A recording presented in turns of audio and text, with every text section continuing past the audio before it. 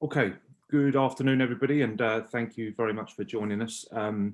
There's still a number of people joining. I can see the attendees are racking up here. We're just about to get going in a few moments' time. And we're welcome today. We're pleased to welcome Janet Miller. I'll let these guys introduce themselves, and Rodney Claxton, who many of you guys will know.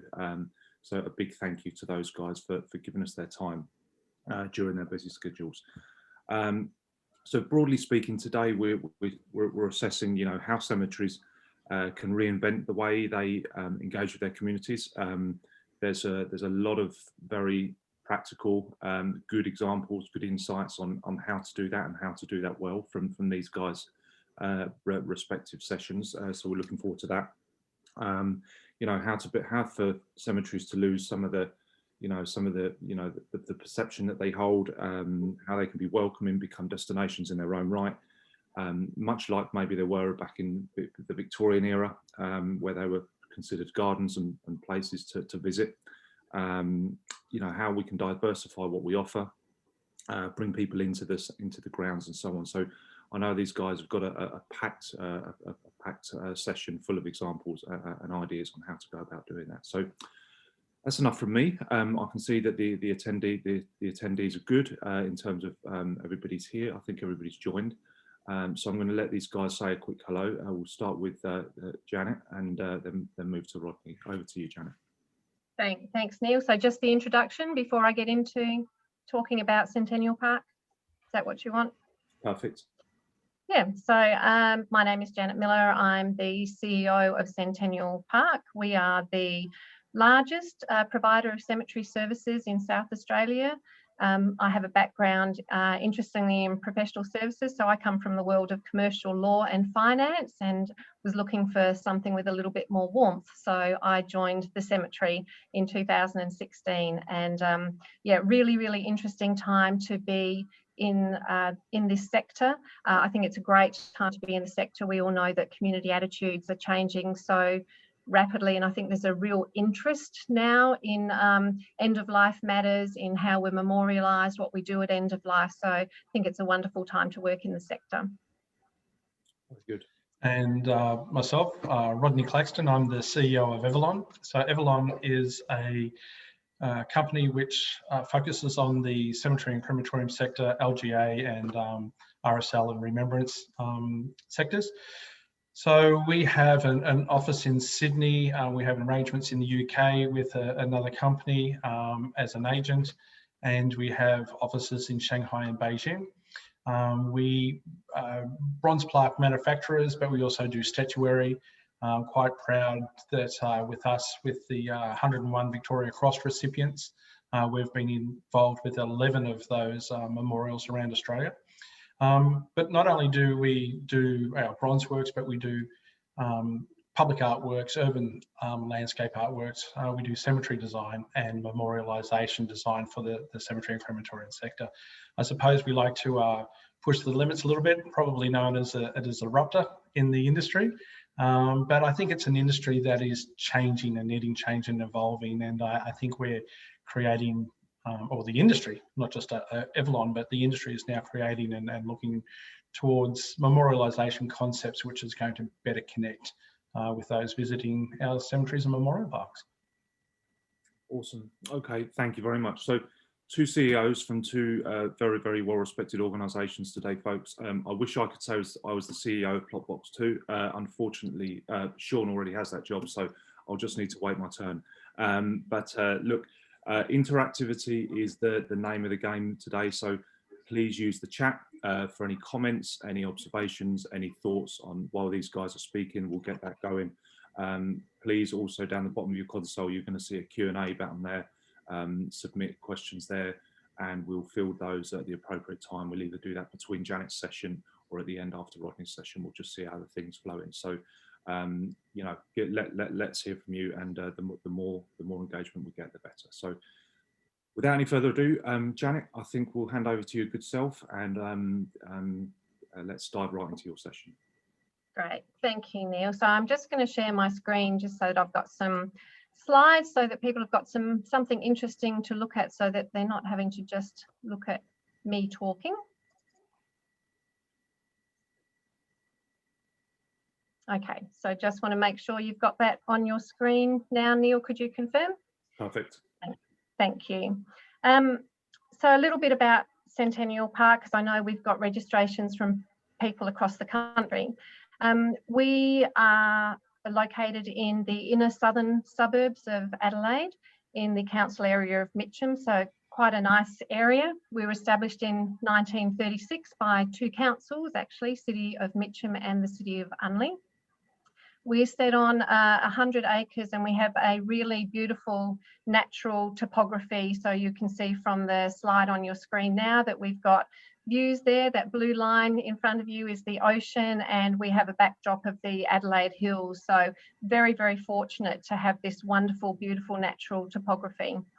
As I mentioned, we're owned by two councils. So we actually have a slightly different ownership structure to a lot of the cemeteries in Australia. I know that none of us receive funding, but we actually have to return funds to our owner councils by way of a liability guarantee fee every year. So there's an expectation that we will operate as a commercial business so that we can actually return those funds to our owners. We are obviously, though, very much purpose-led, as all cemeteries in this country I know are. And as mentioned, rounding out that trifecta, we have all of that lovely local government compliance. So quite an interesting structure to work with. We do have a board of management. So we have our own board, 7 members. 3 of those are completely independent. So they bring some really good commercial governance skills to the organisation. We employ around 60 team members, wonderfully compassionate, united team, which is really important and helps us with our brand. As I mentioned, we're the largest provider of cemetery services in the state. So we conduct around 3,500 cremations each year, around 800 burials, and around 1,400 funeral services, memorial services. We have 150,000 or so people memorialised in our park. I joined in 2016. As I mentioned, my background is from commercial law and finance. And when I joined in 2016, my first task was to assess the business and to deliver a new strategic plan for the organisation. That strategic plan, which we've been implementing and tracking over the last 4 years, has 4 key strategic pillars. And one of those pillars, which is really relevant to today's webinar, is focused on engagement with our community. So how do we improve the communication and the engagement with our community? Our overarching goal at Centennial Park is to build a bond with our community, so an authentic connection to be a place of relevance, and so that when the time comes, people in our community understand the importance of a memorial in a cemetery. They want to have a memorial in a cemetery, and of course we naturally hope that they will choose Centennial Park as the place for that memorial. So today I'm going to talk about how we go about that community engagement. I'm going to also just talk about how we elicit the views of our community as well. So every key decision that we make at Centennial Park is actually based on a clear understanding of the needs and expectations of our community, their changing attitudes as well. So there's a couple of elements to today's presentation. One is how do we understand those views? And then the next part is what do we do to engage more broadly with our community, and how do we maintain a profile in the community as well? So they're probably the 3 key elements of today. So firstly, how do we actually elicit the views of our community? So there's several ways that we do that. Firstly, formal market research. A couple of years ago, we undertook a holistic piece of market research. So this is, we commissioned this research. It's done independently of Centennial Park.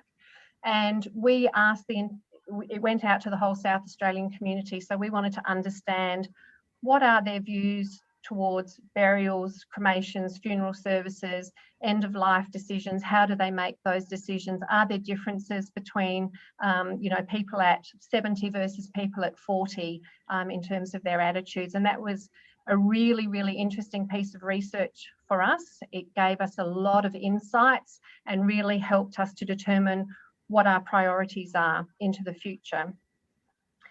We then we also commission more specific market research. So you'll see on your screen, these are just covers from some of the market research reports that we've received.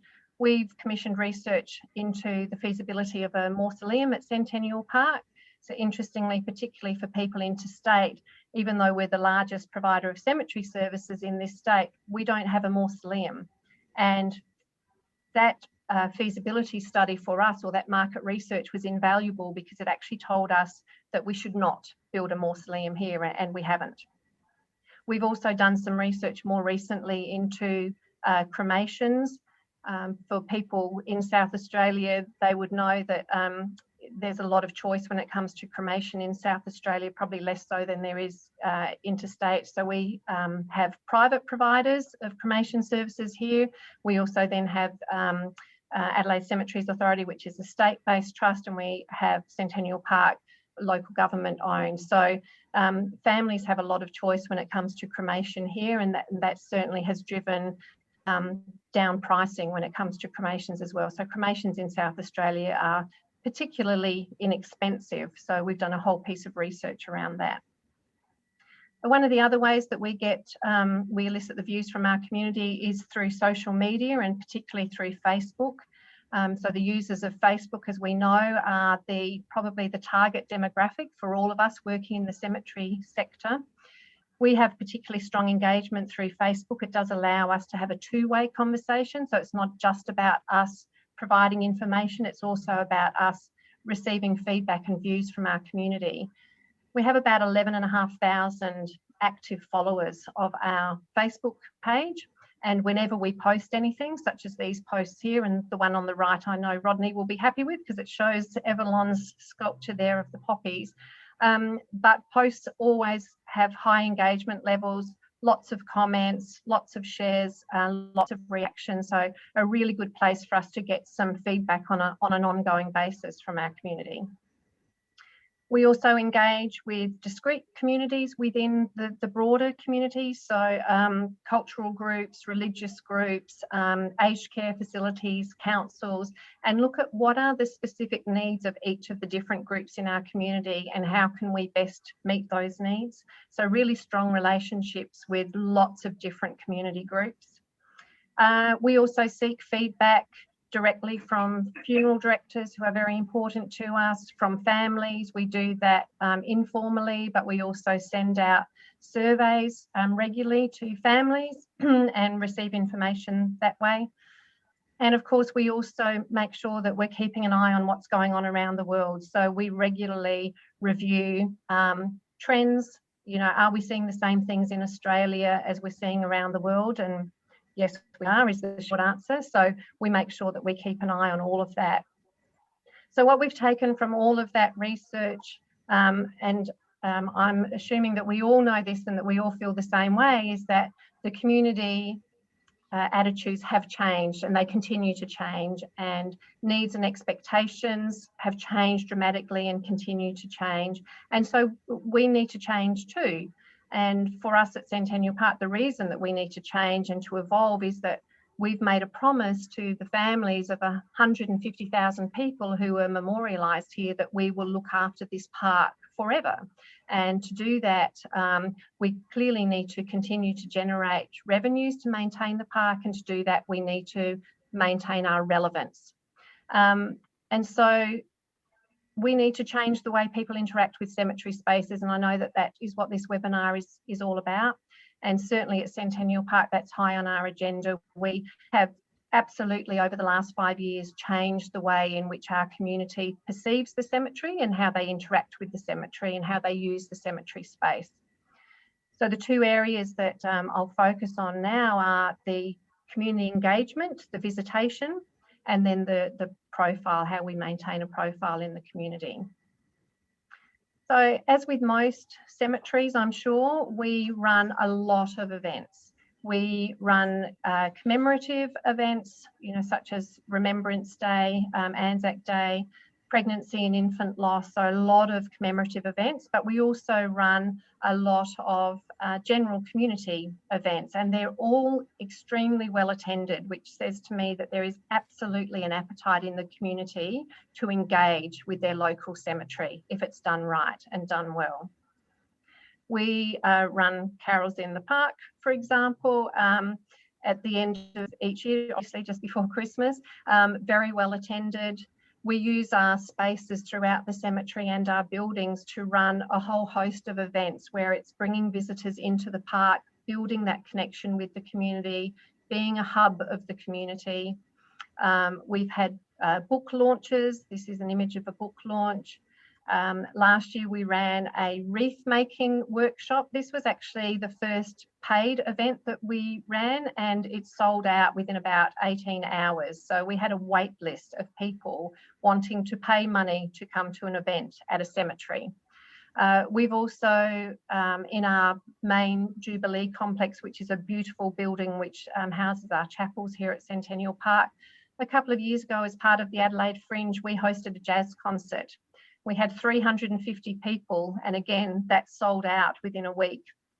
So we had 350 people in that complex enjoying some cheese platters and wine and a jazz concert.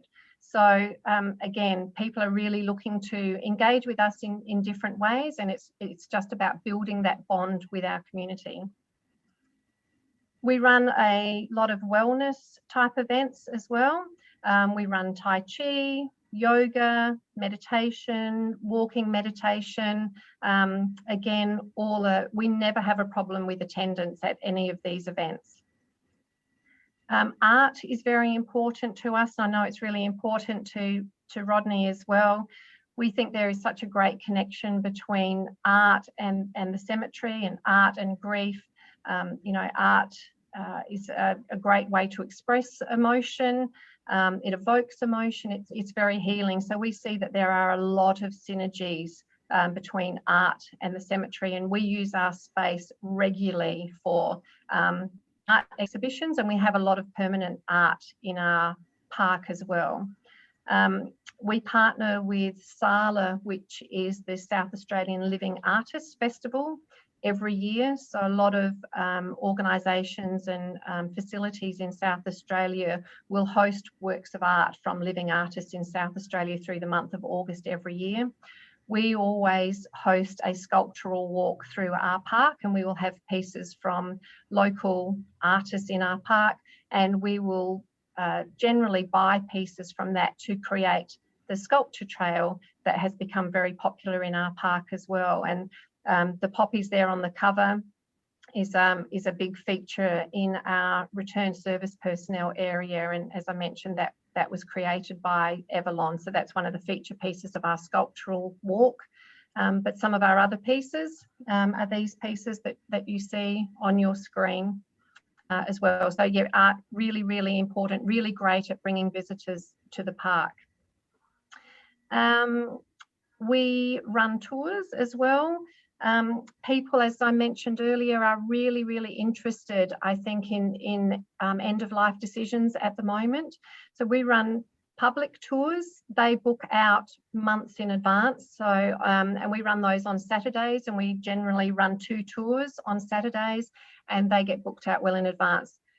We're completely transparent with our community. So nowhere is off limits. No question is off limits. Nothing is taboo. We take members of the public through the grounds, through all of our buildings, and through our crematorium as well. So we believe in being completely open and transparent. We also run tours for aged groups in the community through councils, RSLs, for aged care facilities. So we have lots of bus tours coming through the park. So I think building a relationship with those community groups is a really easy way to bring visitors to your park. Where people can't come to us, we will go to them. So we do run virtual tours as well. We will go into aged care homes, nursing homes, anywhere where there's a demand. Councils engage us a lot for that, RSLs, and we will actually go out and give a presentation out to the community as well, talking about all of the things that are available at Centennial Park. We engage with schools, so we're very active in our community. Particularly around Anzac Day and Remembrance Day, we engage with local schools, and school children will come and place all of the flags on the graves of the 7,000 or so ex-service personnel that we have memorialised at Centennial Park. So that's a great thing to be involved in your local community. Some of the other things we will do is to champion particular community issues. So last year we raised awareness of Mental Health Week, and we had a Light the Park Blue week, and we installed blue spotlights along the perimeter of our park, which is on a main road in Adelaide, and the whole park was lit blue. It was beautiful, but it was all purely about raising awareness of mental health. So it's just being part of our community, being that hub of the community. The image on the right there that says thank you, that is actually made up of handbags that are full of items for homeless women. So we participated in a drive for Share the Dignity, and it was personal hygiene products in handbags for homeless women, and we collected about 250 bags of items that we were able to donate. So these types of things, again, really important to us. It's about us also being a contributor, giving back to the community. It's not all one-way traffic. And the most recent addition to our park, and I know that there are cafes and function rooms in Cemeteries interstate, but this is a first for South Australia. We've just recently completed, about 5 or 6 weeks ago, this beautiful facility, a cafe, a gift shop, and 3 beautiful function spaces. And what I love about this building is that when the architects designed this building, we started mapping the visitor journey and tied that into our purpose and how did we want people to feel. So we're very much about heart, we're very purpose driven.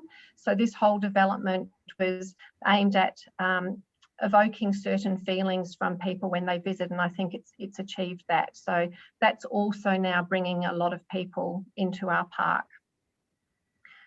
So that's probably all on the community engagement side of things. Sorry, I've just gone a little bit too far.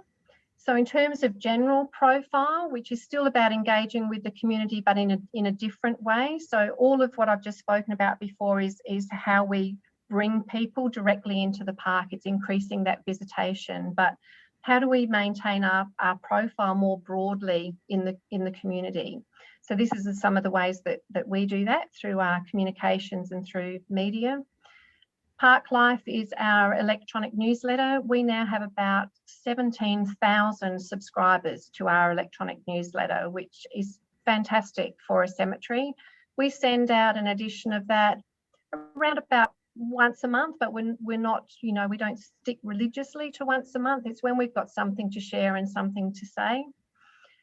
So we're gaining new subscribers to that newsletter all the time.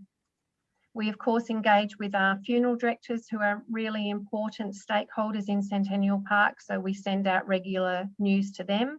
And particularly important during COVID, when the restrictions were changing so regularly, was getting alerts out in a very timely manner to our funeral directors to make sure that they were aware of what the restrictions were at Centennial Park to be able to engage with families.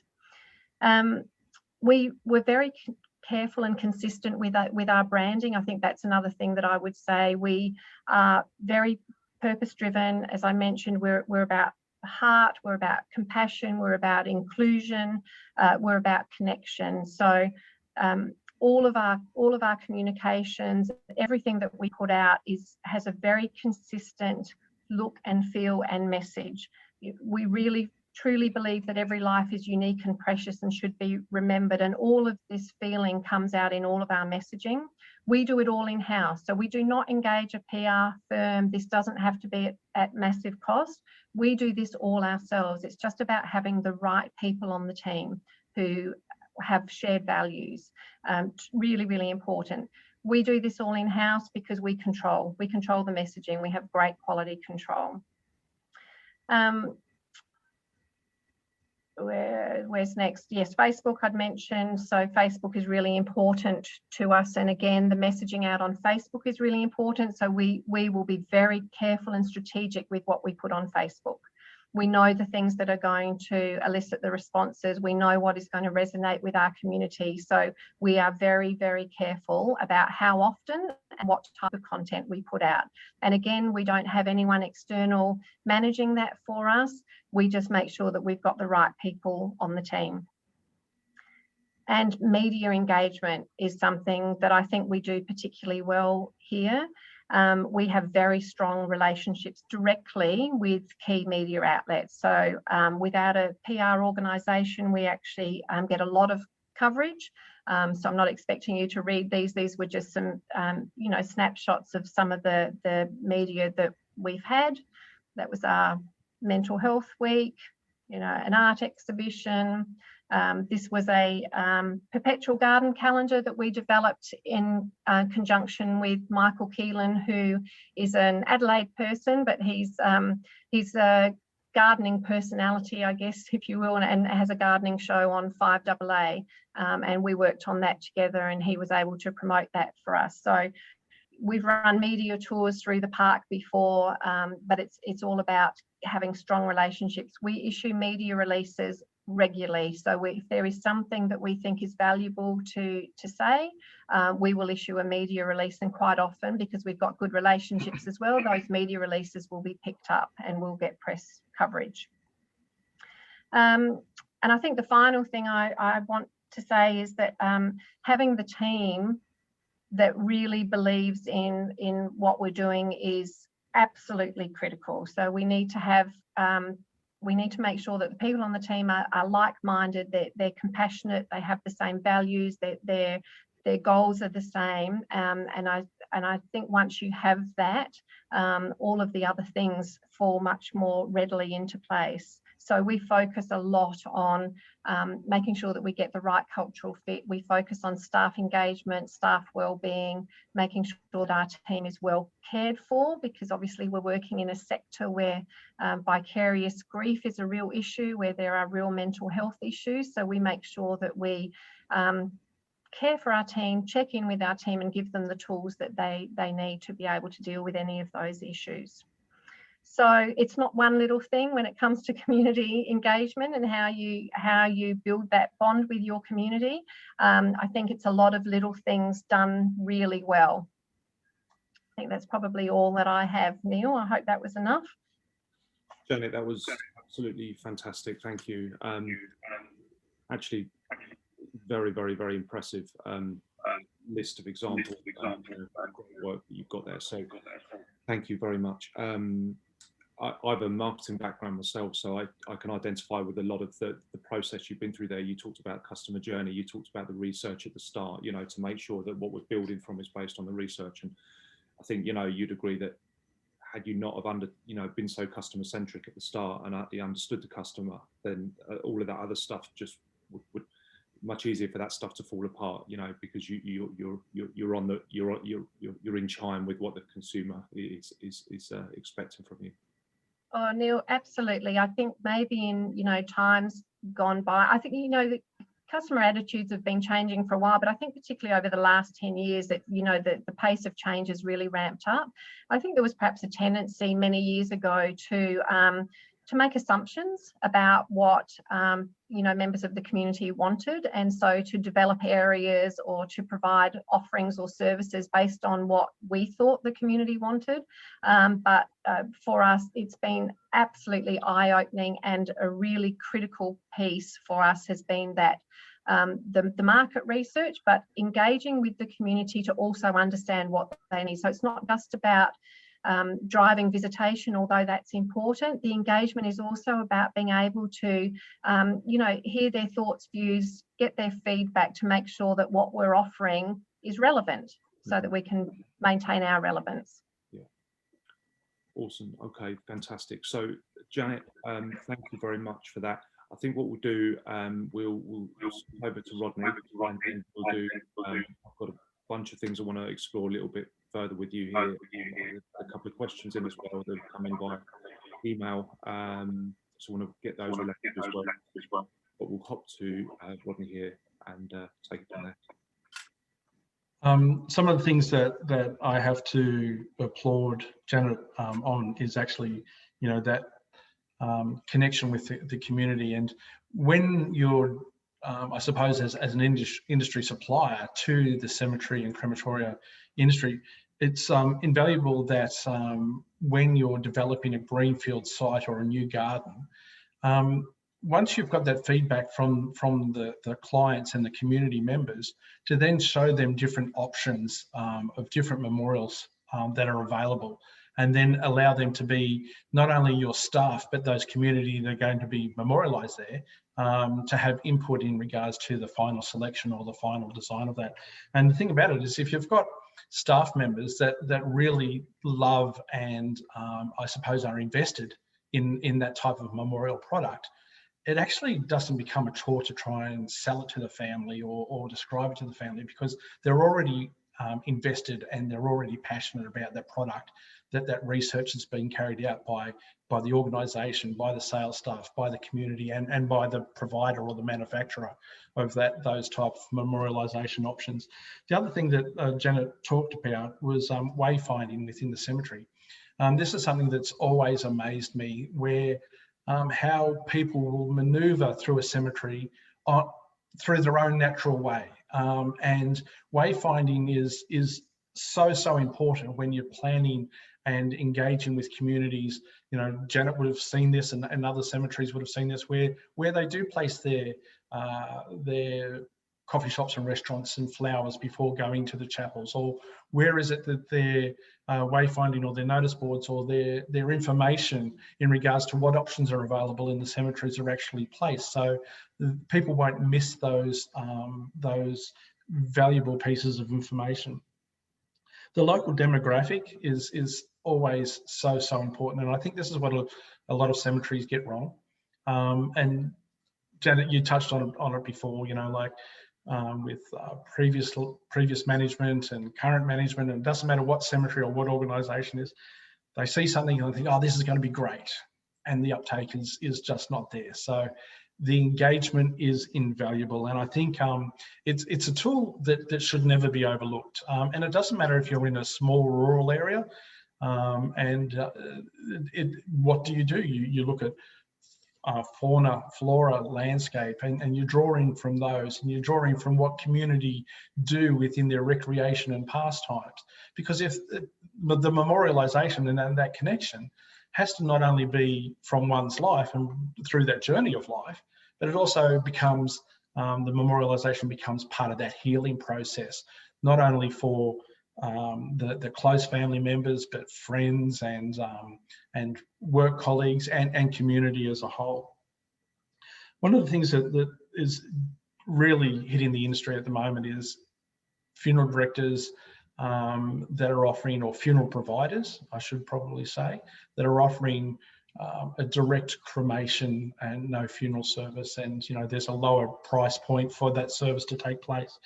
And it's really important that, again, that connection is made through the cemeteries, either through the family or to that service provider, to make sure that those families, even though they've chosen to have a simple or a no frills or a budget type of disposal or method of disposal of the body, that the remembrance of that individual is not lost. So again, finding ways for your organisation to have, for example, a scatter garden or a memorial tree. Like a lot of families may wish to have the ashes in another place which is relevant for them, but then the cemeteries need to be able to engage with community to have something which is going to enable them to still have that place of connection. And like a lot of cemeteries, we're a coastal community. Australians love living by the beach and not far from waterways and things like that, and that's why connecting with cemeteries, connecting with life-saving organisations to provide memorial space for people that have their ashes scattered at the beach or down at rivers and things like that are really important as well. The team working together is probably the best, or the best money any organisation is going to spend. the way that an organisation or a cemetery similar to Janet's will engage with her team flows through to her client care. And having memorialisation, which those family members, or sorry, those team members can have input into, really does make it a worthwhile journey, not only for the cemetery, but for the sales staff, the families, and the memorial providers. So it's invaluable to have the engagement. The community events that are held within cemeteries now, I've been involved in the industry since '88. I actually grew up in a cemetery and crematorium. My father managed one, and there was nothing back then. There was Mother's Day and flowers were delivered by families, and Father's Day, there was stubbies all over the cemetery left as such. But now the cemeteries are actually engaging and actually becoming that healing process, and they're sharing that healing process journey with the families. And I think that's so invaluable for community, because there's so many people out there that actually don't have family and they don't have a close knit. So for them to know that the cemetery or the memorial garden or the parkland is actually enabling them to have a connection, that's showing love and warmth, and that's showing added value to the community. So those dates, even though sometimes as industry workers we look at those dates and go, oh, it's Mother's Day, I'd like to spend it with my family, or I'd like to be able to do this. We are all time poor, but the services that we provide, and we are a service industry, is invaluable to those communities that we really take care of. And it doesn't matter, when I was managing a cemetery, we had a kite and cupcakes day. So all of the families got a kite, and everyone that turned up got a cupcake. And I was just so glad that it was a windy day. It looked beautiful when we had this day with all these kids running around and people just sitting at the grave, flying a kite. And it was a very affordable way of getting the families to connect and just become a place of remembrance. And look, the thing about remembrance is everybody's going to remember an individual in so many different ways, and especially say, for example, if it was a work colleague. So hypothetically, Joe's passed away, but he's got the family connection, and he's got his wife and children, or partner and nieces and nephews. But there's also that social community, his workmates, his sporting mates, and maybe the people that he drank with at the pub or played bowls with. Those people need to be remembered as well. So I think, these community events and connecting with families are so important for people that we actually sometimes miss, but we gather into that fold when these events are held. Like always, I always look forward to the photos of Centennial Park with all of the Australian flags for their service personnel. It's just a heartwarming photo, and I know it's been replicated across a number of cemeteries in Australia since that had been organised. And sometimes you want to have these little projects to yourself and feel special, but it's really nice for the community to embrace what you've put out there and share that with their own community. So yeah, it's amazing. And other things as well. We have, as a nation, we are so eclectic from those who have moved to Australia. So it's important that not only do we take care of local community, but we take care of international community and have remembrance on special days for different communities. I suppose for me, my passion with growing up as a child in a cemetery and then becoming a funeral director and then going back into the cemetery and crematorium sector, I've never had this mystique about cemetery. It's always been, it's always been home to me. So I have an absolute passion for public artwork and urban space. And I was lucky when I started with Evalon around 10 years ago. The industry was slowly moving towards that. So I suppose my passion and the industry's need were semi-aligned 10 or so years ago, which has really enabled us to have some amazing projects. It's enabled us to miss out on a few projects, but still then connect and supply ideas and have, I suppose, relevance to conversation of what community is wanting. I know that we had missed out on one of Janet's artworks, but in saying that, the one that they had selected, put my hands up, it's better than what we had, you know, like it became a wayfinding position for the people of Adelaide. It shows unity, it shows strength, it's got light in it. People can see it and immediately identify the location of the cemetery. So, you know, sometimes you want to win everything, but other times, you know, it's nice to see, you know, some real amazing pieces of artworks incorporated. And the thing about artwork, it doesn't have to be a major piece with a big budget. You know, you can have little things, I suppose, hidden treasures, as you create these walks and these ways that people maneuver through your cemetery, and then they quickly look around, oh, look at this, and then again, it's another focal point, it's another wayfinding point, and it's connection and it's conversation. And that's what we really need. We need conversation about cemeteries and how people can feel comfortable within them. Maybe if Neil, we show a few examples of some of the artworks that we've been able to do and we've been commissioned with over the last few years. And they are different. So this is a commission for Brisbane City Council for a children's section. And they just wanted, so the area is a soft fall area within there. So, you know, like it's got that nice foam area so kids can run around. But just the simplicity of the ABC blocks and some colour. And what this also did is it gave the parents, when they were visiting the grave, a very close space next door for children to be in and walk around and play, and give the families or the parents just that little bit of time, you know, to have that tear or share a conversation with the loved one that's in the cemetery. So creating space is invaluable to sometimes give people space from those who they are with, so they can just share that little bit. We might just flick through a few of those images, Neil. So some of the memorial options, some of the artwork options, this just shows. So this is a memorial that was done, if we go back to the last one, and that was a memorial for persons that had passed with HIV. And we wanted to not have a coloured rainbow, but we wanted to have a rainbow. But obviously the rainbow that rainbow connection as such had been broken with the loss of the loved one. There's LED lights there, and they shine onto each other, and of a night that the lights actually create the rainbow to be joined back again.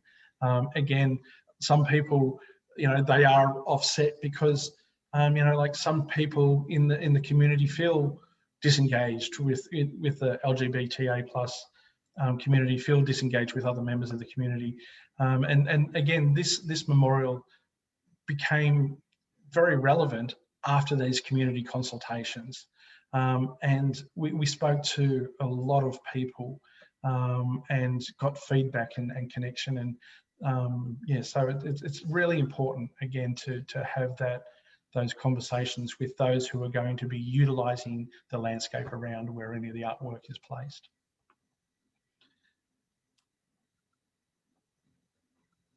This is a memorial that was recently commissioned by Albury City Council, the place where I live, where I reside, and the New South Wales Government. So this was a memorial for all of Albury's service personnel that passed during World War I. And then there's alcoves, which then has remembrance of all of the different conflicts which Australian personnel have been served within. It's important that, again, we have cemeteries, but these people, they actually didn't come back. A lot of these souls were buried in places overseas where their families would never visit. But this is not a cemetery, but it's a sacred area where people can still come and pay their respects. So it's important to have community memorials as well. And these are obviously some of those images from that memorial. And these are obviously some of the works that we did prior to that being commissioned. Again, with the different alcoves, they have people that come through different areas. This is a project that we have just finalised for the Catholic Cemeteries Board in Sydney, located within the Rookwood Cemetery. And it's a memorial garden made of dandelions, but it was important for people to have, I suppose, a soft approach to the memorialisation. So we looked at, butterflies and dragonflies and flowers and other expressions of art. But Neil, if we go on to the next image, it was decided that we were going to use the butterflies as part of that. Oh, sorry, there must be an image coming up.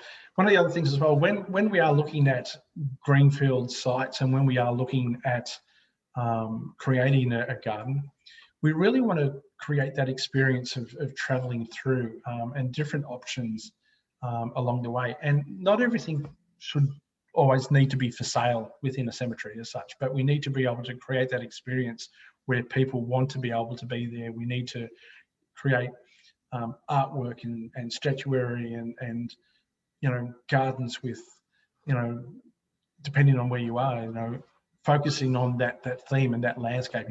If you're in Cairns, yes, you can have a lush garden, but if you're out in a rural area where the rain falls down, we build to those, to the landscape and I suppose in a way to what the people are used to as well.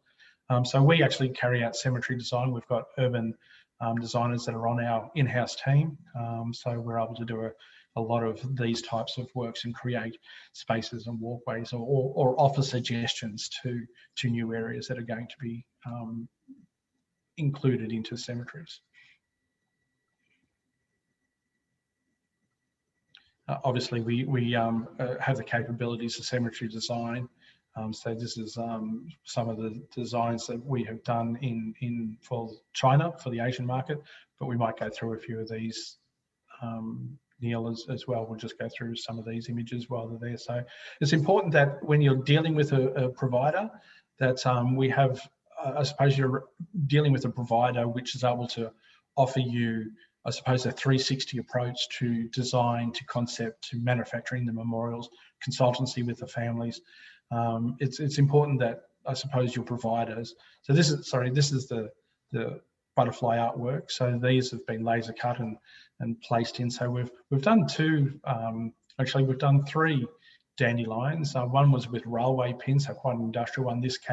In the Catholics it was butterflies, and then in Bendigo we did another one with dragonflies as well. And they all had meanings and different poems which they located within those different gardens. And again, that was with the dragonflies was with consultation with early pregnancy and miscarriage loss. And there's a beautiful poem about the dragonfly and the larvae not being able to rejoin the family. And that's why those dragonflies were used. And the butterfly was, again, nurturing, like from the larvae through to a beautiful creature of nature. We'll go through a few more. Actually, if we can go back just one more, Neil. Sorry, go back if we can to the word honour.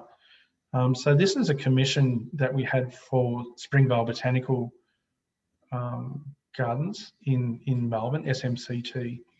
And as you come into their cemetery through their main entrance, this is at the gateway, and they wanted to have a powerful statement that when all families came into the cemetery, that they were going to be honoured and respected as such. So after going through different wordings, different types of text and different placements, this was chosen. It's actually quite high.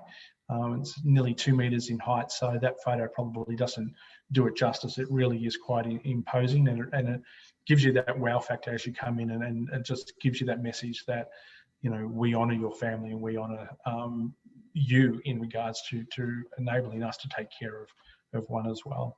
So we might just flick through now a few of those images as well, Neil.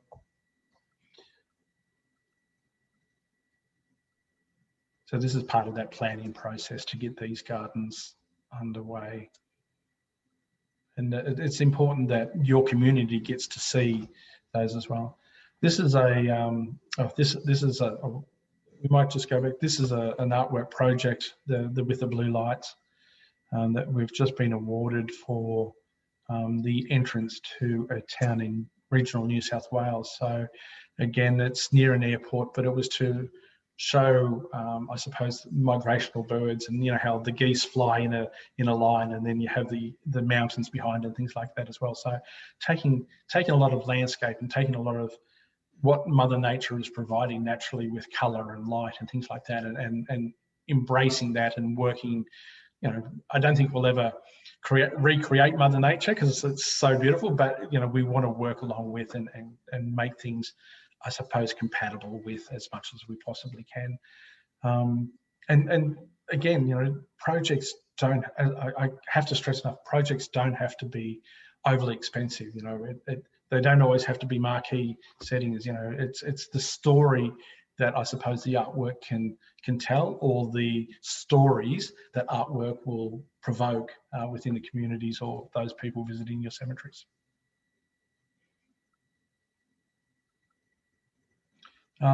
This is, if we just go back to that last, the image before, just the one before, Neil, if we can, sorry. So this is Cheltenham Cemetery in Victoria. And again, with, no, the granite one, Neil, sorry, the next one along. So this came with consultation with Adelaide Cemetery Authority, where the cemetery itself doesn't have options for, or very limited options for, cremated remains. So, but at the end of each row, there was always space where they couldn't fit an additional grave in, obviously, because it was too close to the road and things like that. But so what we had done is we looked at the colours of the granite that are within the cemetery, and we came up with a solution utilising our mass system, our modular ash system, at the end of these graves. So these, within that little garden, there's going to be roses placed, but it gives the families the option at the end of each row, and it gives the cemetery, where previously non-viable land was thought of, to actually be able to then create memorial options, which then enables the family to have their ashes placed close to where the graves are. So by placing these at the end of each grave, end of each row, the families could still be connected with the graves that are in that row. So again, just coming up with different solutions and different ideas which will help people connect back into being connected with their family members. Sorry, Neil, we might move on. This was a project from SMCT. We'll go back one more to the monks. And these monks represent the coming of life and then the passing, so coming from the earth and going back to the earth. And we might go forward two slides if we can, and have a look at where these are located. So this, the monks are just on the other side of that wall. So this is a niche wall that we designed, and we didn't build the niche wall, but we designed the memorialisation on the niche wall. We designed and manufactured the plaques, the bell and the striker, and also the offering around the bell. This was commissioned from SMCT in Melbourne, Southern Metropolitan Cemeteries Trust, for their Asian community.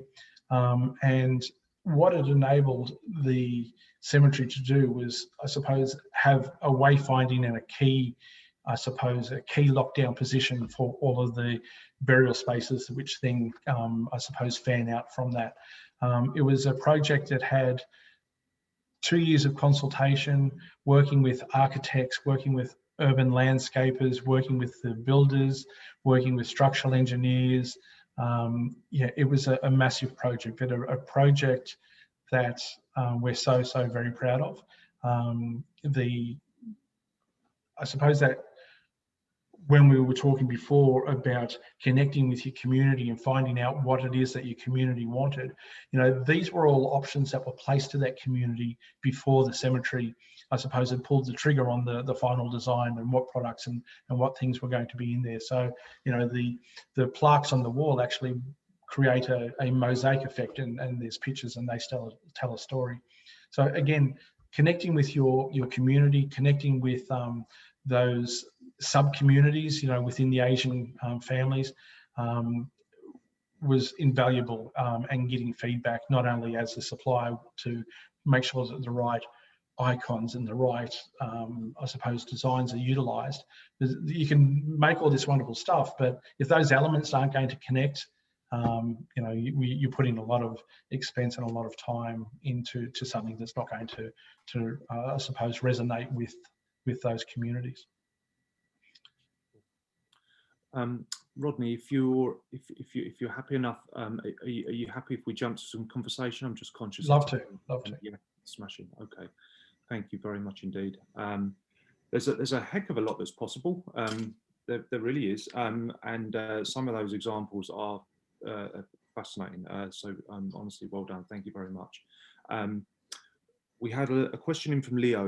Leo, I'll come to that in a moment. But first off, if I can go back to Janet, and clearly you guys have got an incredible team. You mentioned the team a lot and how that, hiring for values and getting the right people is fundamental. And, you've got those paid events, remember the jazz concert and the yoga classes, Tai Chi, and amazing facilities to enable all of that. But for an organisation that might be considering going down this path, or isn't so well resourced, or isn't so commercial, or whatever, what would your advice be to them in terms of getting started? What's the first things they should do in terms of initiating a program like yours? So for us, it was we engage with other people in our community. So even and it doesn't have to be in facilities. So a lot of the things that we do around, so for example, meditation, we run walking meditation. So you don't need to have a large space. It's actually just about having enough space for people to walk, or we have Tai Chi out in the ground. So a small space where people can do Tai Chi. So it doesn't have to be large spaces. It doesn't have to be indoors. You can actually adapt the community event to whatever space you have. And then we look for people outside. So we don't run the Tai Chi programs ourselves. So we look at what are the community groups that are already doing this out in the community, and we engage with them to run an event like that for us. So some of the events we run ourselves, but when it comes to wellness programs, that we're not experts in Tai Chi and yoga and meditation, so we actually engage someone from the community to run those for us. So I don't think it actually matters what size your grounds are. I don't think it matters what buildings you have. Some of the cemeteries obviously won't even have facilities, buildings within their grounds. So it's about finding the spaces that you do have and working out what are the things that you can do in those spaces and how you can get the community there. So we've also we had a movie night, we had an outdoor cinema in the park, and that was we partnered with the RSL on that, and the RSL provided the food for that, and it was a really simple, sausage sizzle and some drinks, and families came along and brought picnic blankets, and we set up a screen and we watched a movie in the park. So lots of different things that you can do, and it doesn't need to have a lot of space, and it doesn't need to involve a lot of cost. Okay, all right. And by bringing those community people in, like the yoga providers and the stretching and the walking and things like that, again, they're going to be offering that service, but that they're already now a connection or an extension of your cemetery, so they become a referral point as well. They think, oh look, this is great, it's modern, we're looking at people's mental health and physical health, so they become an advocate for the cemetery, and just through default, it's great. Neil, I think in terms of a starting point, for us, it was important to understand who is our community. So what is the makeup of our community? What are the key groups? Religious groups and cultural groups, yes, but where are the aged groups? Where are the other active groups? To get out there and actually build relationships with those groups, make sure that you're connected in, and I'm sure that we have a lot of council cemeteries who are registered to this webinar, but for those that are not council, making sure that you hook in with your local council and have access to groups there. They're always looking for things to do, and if you can offer them an activity in your grounds, they'll deliver. They'll bring the bus, they'll bring the people. You actually just need to deliver the event. So I think it's making sure that you're not doing this in isolation. So none of us are doing this in a vacuum. It's about engagement always with groups in the community.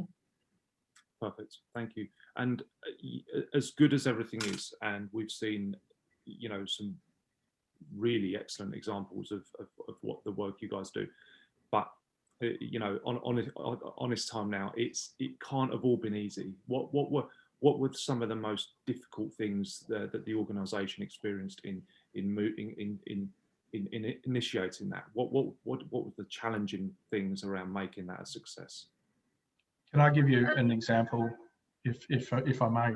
So when I was managing 3 regional cemeteries and a crematorium, we actually instigated a floral policy where after a certain period of time after Mother's Day and a certain period of time after Christmas, that we would contact those families and give them I suppose the opportunity to take home trinkets and flowers and things like that, and then flowers that were going to be left after a certain date would be disposed of.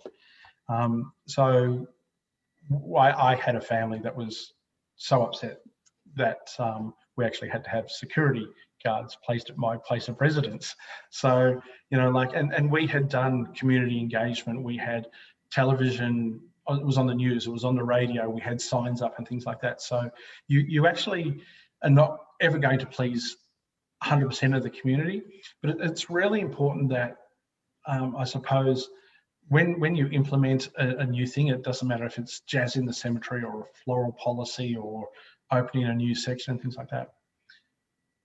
Check your mail out lists, check your community advertising, check, you know, again, Facebook and other social media areas, because it's about giving that information to your community and giving that information to your users or your clients and your clients' family. So sharing that information is vital, you know, like, and once you get that right, so now I know with Albury City, they do a mail out and they do social media. And on my phone around that time of the year, it's like, hi Betty, do you know that this is coming up? And hi Frank, do you know this is coming up? So the community actually becomes, I suppose, talking for you or sharing that message for you, but in a positive way. And so it's really important that those messages are actually able to be put out, and the community becomes your biggest advocate if you do it right. Right. Yeah, I think, and I noticed that someone has said that there are people that are opposed to some activities, and I think that is about making sure that you really understand the mood of the community. I think it's really important. So because we do so much engagement, we do understand where the parameters are, if you will. So I think we have a fairly good sense of what the community would accept as appropriate and what they wouldn't.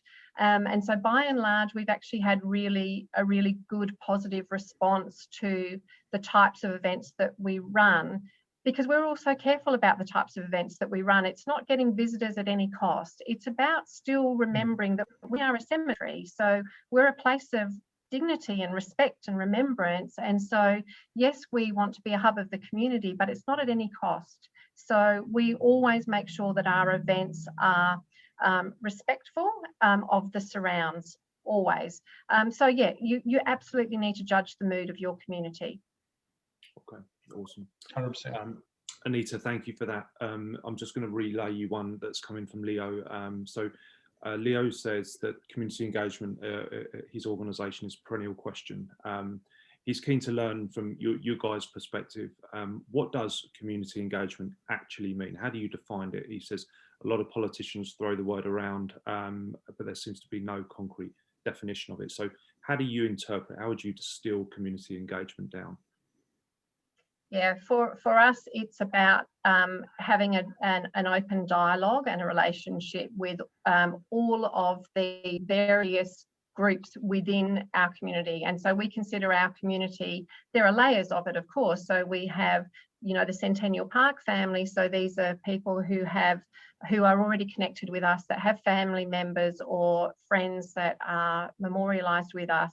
Then there is the community just beyond that, that they attend events here, so they know us quite well. And then there's the broader South Australian community. So I think Leo is absolutely right, you know, who is the community, what is community engagement? For us, it's about making sure that we are, when we say connecting and engaging, it's about having a conversation with our community. So we're listening to them, we're sharing information, we're responding to them. So us, it's about having a conversation with our community, and we consider our community to be really the broader South Australian community. So that's what it means to us.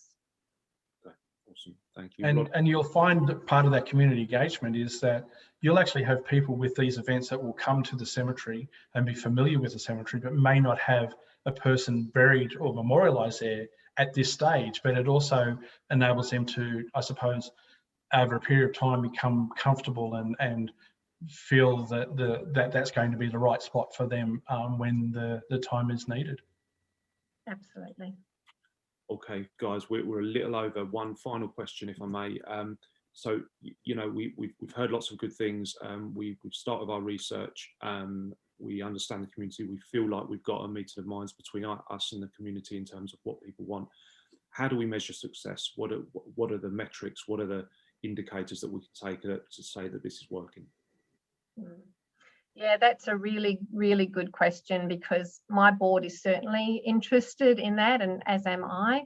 And I think when it comes to community engagement, when it comes to, so for us, we've got a broad portfolio of, you know, there's marketing, community engagement, media, communications. All of those things don't have immediate results. So for me, it's measuring trends over time. There are some, you know, there'll be some metrics that you can put in that are, you know, you can measure in engagement, but I think in terms of impact on the business, it's not an immediate measure, it's an over time trend. And as long as you're linking back your engagement, so for us, it's all about the strategy. So we have a strategy, we're really clear about it. We have pillars. One of those key pillars is engagement with our community. We then chunk that down to the next level. So what does that mean for all of the areas of our business? And then what are we going to do in this particular year about it? How are we going to fund it? How are we going to measure it? So I think metrics are super important. For us, for example, some of the measures are actually about inquiries that we might get that are depending on the different campaigns that we have running. So, you know, what is the level of inquiry that's coming in for pre-need sites? What's the level of inquiry that we're getting now from members of our community directly who haven't actually gone to a funeral director first? Because we're actually getting a lot of those types of inquiries now. Members of the community have lost somebody and their first port of call is Centennial Park. So these are long-term measures. So I think that's always a difficult thing for CEOs, managers, you know, anyone to sell to a board. There is not going to be an immediate correlation between an event and a result. It's a long-term trend. And you do notice with, you know, your CRMs and your communities when they, and the families when they do come in, you know, when you hold these events and you've gone through and you really have thought about the type of events you're going to have and what communities you're going to have, you're not getting the complaints, you're actually getting the, oh, I'm so glad that you were able to do this, or I'm so glad that you shared this. So it becomes a positive form of communication from the community to your families. Instead of, I suppose, the cemetery being reactional, taking these steps enables and encompasses community. And yeah, I think that's what a lot of cemeteries miss out. They think that they need to be reactional, especially a lot of LGAs. You know, you only hear of things when, you know, like something goes wrong. But creating these events and speaking with community, I suppose you become friends of the cemetery and friends of the memorial park. And that definitely shows with the way that the community speaks not only to your front of office staff, your sales staff, your gardeners, even when they're out in the areas. So it's about connecting, and if you do it right, it is a hard process, but it's an extremely rewarding process. Right. Okay. Good. Thank you guys very much indeed. Okay, it's late in your afternoon. It's nearly breakfast time here, so we'll start thinking about what we can eat. Guys, any final thoughts from you both before we wrap up? No, other than Neil, I'm more than happy if anyone, you know, is interested in contacting me directly about anything, any of our strategies and initiatives, and if there's any help that I can provide. I think one of the things I love about this sector is that we're actually all very sharing with information. We actually want us all to do well because it benefits the whole community. So if anyone wants any questions answered, I'm more than happy to answer them offline as well. And for me, if a cemetery is planning a new greenfield site or a new garden within the cemetery, engage your community, but engage your memorialization provider. So it's not just a rectangle plaque on a rock. You know, the providers that are in the industry will actually come up with something that's unique, positive, and bespoke for that area, which is what everybody wants to have. Just that better connection for the memorials. Brilliant. Okay, folks, thank you very much. Guys, Janet, Rodney, you've both been fantastic. We'd love to do this again. Maybe give you a call and do another one next week. We would honestly, you've put a lot into that, and I'm sure that's been a real high value session for all of the attendees. And thank you to all you guys for joining as well. So. On that note, we will round off and have a good evening, and thank you, and we'll see you again. Thank you, Janet. Thank you, Rodney. Thanks, Neil. Thanks. Cheers.